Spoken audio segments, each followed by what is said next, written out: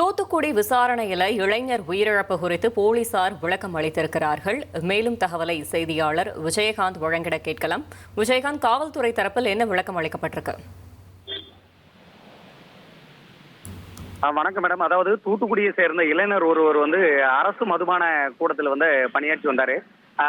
இந்த நிலையில அவர் கடந்த 17ஆம் தேதி சட்டவிரோதமாக மது விற்பனையில் ஈடுபட்டதாக அமலாக்க குற்றப்பிரிவு மதுவிலக்கு போலீசார் கைது செய்து தென்பாகம் காவல்துறையினரிடம் ஒப்படைத்தனர்.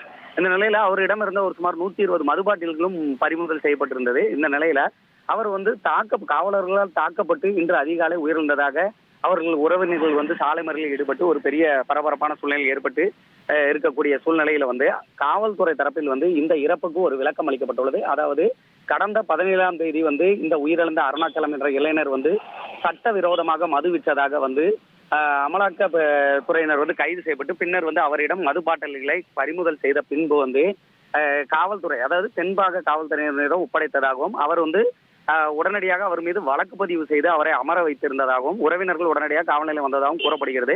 இந்த நிலையில் அவர் சகல நிலையில் உள்ள இருந்த போதுதான் அவர் திடீரென மயங்கி விழுந்ததாகவும் அங்கு உள்ள சிசிடிவி காட்சியில் இது பதிவாகி உள்ளதாகவும் காவல்துறை தரப்பில் தெரிவிக்கப்பட்டது. உடனடியாக அந்த காவல் நிலையம் இவரது உறவினர்களிடம் தெரிவித்து அங்கிருந்து ஓன் பெயில், அதாவது ஸ்டேஷன் பெயிலில் இவர் உடனடியாக விடுதலை செய்துள்ளனர். விடுதலை செய்த நபரை உடனடியாக அரசு மருத்துவமனைக்கு அழைத்து செல்லுமாறும் சிகிச்சை அளிக்குமாறும் அறிவுறுத்தியுள்ளனர். உடனடியாக அவர் உறவினர்கள் இங்கிருந்து அழைத்து சென்று அரசு மருத்துவமனைக்கு அழைத்து சென்றதாகவும் அங்கு போய் அவருக்கு பெரிய அளவில் ஒரு மயக்கம் ஏற்பட்டதாகவும் கூறப்படுகிறது. இந்த நிலையில் தான் இன்று அதிகாலை அவர் உயிரிழந்ததாக கூறப்படுகிறது. மேலும் இந்த சம்பவம் தொடர்பாக மேலும் உயர்கட்ட விசாரணை நடைபெற்று வருவதாகவும் காவல்துறை தரப்பில் தற்போது விளக்கம் அளிக்கப்பட்டுள்ளது. தகவல்களுக்கு நன்றி விஜயகாந்த். இனி செல்லும் இடமெல்லாம் செய்தி.